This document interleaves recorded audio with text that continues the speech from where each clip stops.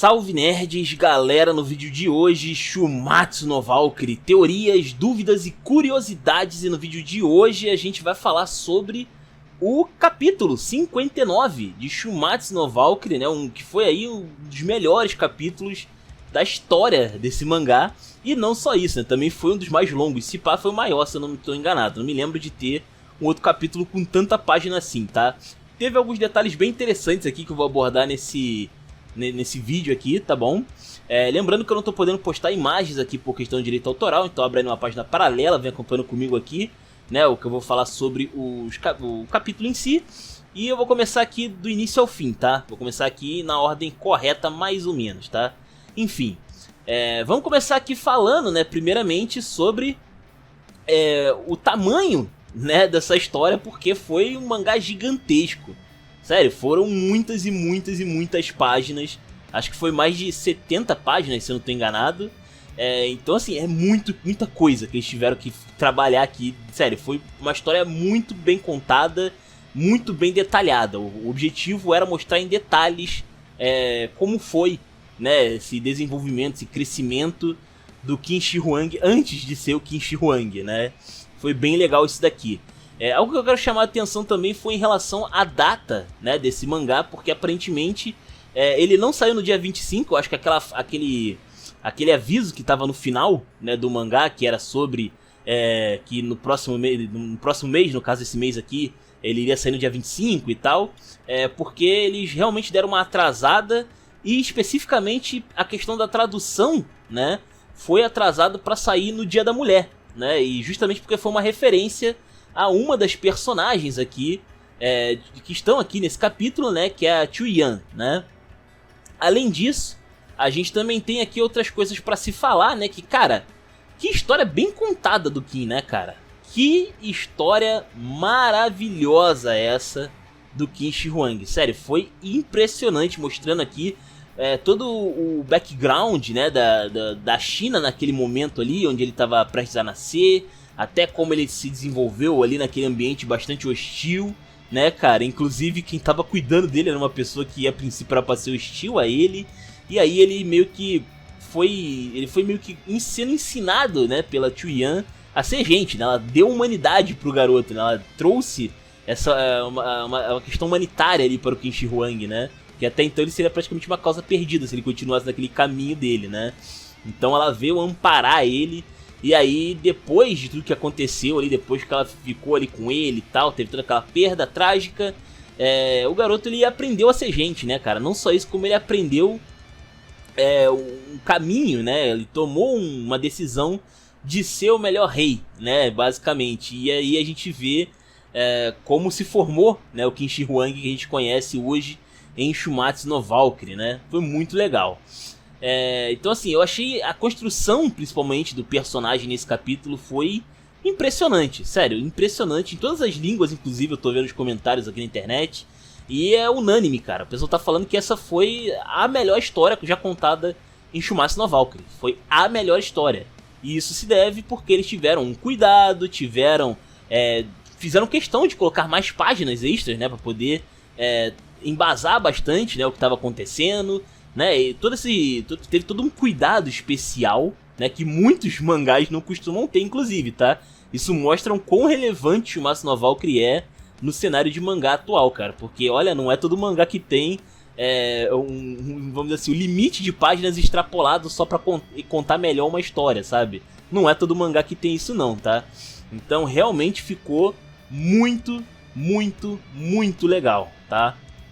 Falando aqui sobre, inclusive, né, a Chuyan, que foi pra mim ali o elefante da sala desse capítulo 59. Cara, que personagem sensacional, sério, eu adorei essa personagem, já tá no meu coração, é uma das personagens também mais bem trabalhadas de Shumatsu no Valkyrie, e algo inusitado, né, porque se você for comparar, por exemplo, com o Lubu, na história de Shumatsu no Valkyrie, ele não teve a história dele tão bem contada assim, né? Eles fizeram basicamente ali um resumo, né, de que ele era um cara fodão, de que ele se deixou morrer porque não tinha mais desafio pra ele na Terra, e no céu ele buscou ali, né, o desafio maior do que ele já encontrou outrora em vida, né? Só que, tipo assim, ainda assim ficava faltando várias coisas na história dele que estão sendo contadas agora lá no spin-off dele, né, do Lu Bu General Voador. E no caso da Chuyan, cara, ela só apareceu nesse capítulo, mas a história dela tem início, meio e fim. Ela teve um desenvolvimento completo de personagem. Sério, tudo que um personagem precisa ter, ela teve nesse capítulo. É praticamente o capítulo dela. Não é nem tanto o capítulo do Kim, é praticamente o capítulo dela, saca? É muito louco, cara, de ver quão bem trabalhado ficou essa personagem. Esteticamente eu adorei ela. Ela é tipo, cara, ela é uma personagem perfeita, assim. Ela é bonitona, ela é poderosa, tá ligado? Cara, ela lutou contra quatro guerreiros, tá ligado? Armado até os dentes. Ah, mas os caras foram mandados pra matar o Kim, eles de repente não eram guerreiros treinados. Cara, eles eram treinados, você vê pela armadura. Eles eram guerreiros do povo de Zal, né? Zal ali, no caso que chama. E eles estavam ali armados até os dentes, sabe? Eles eram soldados treinados. Ela lutou contra 4 caras desses pra proteger a criança, sabe? Desarmada. E ela conseguiu. O mais bizarro dessa história toda é que ela conseguiu, sabe? Então assim, cara, é sensacional, cara. Sério, essa mina é tudo, sabe? Chuyan, ela é uma das personagens mais fodas de Matsuno Valkyrie. E já meto aqui já a cal, né? Ela poderia aparecer no torneio com certeza lutando, né? Eu acho que ela vai aparecer na plateia agora que ela foi apresentada, porque faz sentido pra caramba, né? Não tem por que ela não estar vendo a luta do Kim Shi-Huang agora nesse momento, né?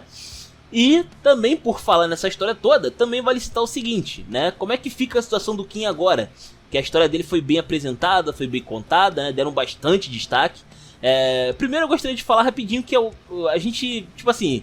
Assim como eu falei que a questão lá do Lu Bu ganhar um spin-off teve uma questão de eles quererem dar uma farmada, vai, em cima dos chineses lá, que na época o pessoal não curtiu muito, o jeito como o Lu Bu apareceu, ficou um pouco limitado, vamos dizer assim, né? Isso não faltou aqui. Isso aqui não teve falta de desenvolvimento nesse capítulo, né? Eu acho que o Kim Shi-Huang tá muito bem apresentado, e obviamente isso aqui foi uma correção, vamos dizer assim, com o que aconteceu lá com o Lu Bu, né? Os caras fizeram melhor, justamente acenando para esse público chinês. Isso aí eu acho que qualquer um aí que manja, né, desse negócio aí de mercado de mangás vai chegar a essa conclusão, né? Os caras acertaram em cheio. Além disso, agora falando sim sobre o Kim Shi-Huang aqui no mangá, eu acho que, cara, tá praticamente certo que o Kim vai morrer, né? Porque personagens que têm uma história tão bem trabalhada assim geralmente empacotam. Foi o que aconteceu, por exemplo, com o Adão, né? Que ficou, na minha opinião, muito melhor que a versão bíblica e empacotou, foi dessa pra melhor. Então o Kim eu acho que provavelmente vai morrer. A questão a pergunta que não quer calar, vai rolar empate ou não, né? Tá me parecendo que o Kim, ele vai conseguir empatar com o Hades sim, cara.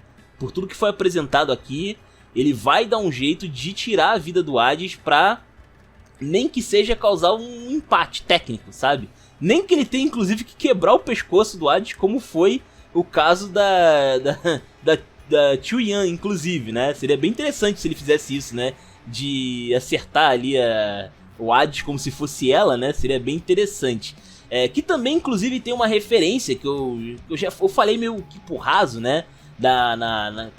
Naquele vídeo com spoiler, né? Sobre o capítulo 59.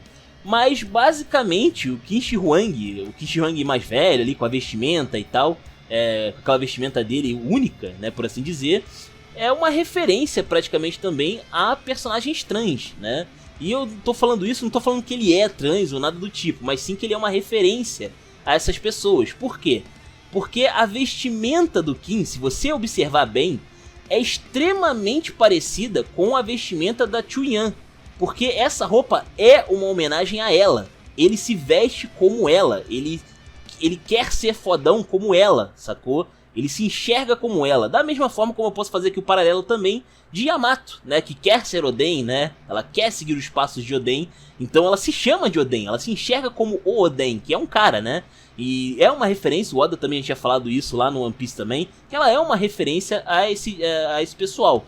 Então o Kim Shi-Huang, de maneira indireta, vamos dizer assim, ele, pelo menos oficialmente ninguém falou nada, tá? Isso aqui é eu falando, viajando na maionese, tá? Fumando banana, né? Basicamente, ele parece que é também esse tipo de referência, igual como Yamato é lá em One Piece, né?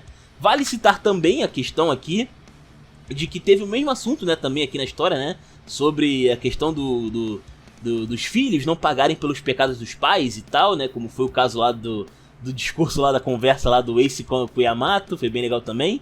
E a gente teve algo parecido aqui também com o Kishi Wang, então até isso ficou bem parecido também, sabe? Foi bem curioso, cara, bem curioso que teve uma similaridade, né, com One Piece aqui, Shumatsu no Valk, que isso não é muito comum, mas às vezes rola essa parada, né? Geralmente rola muita coincidência com o mangá e o anime, né, de One Piece.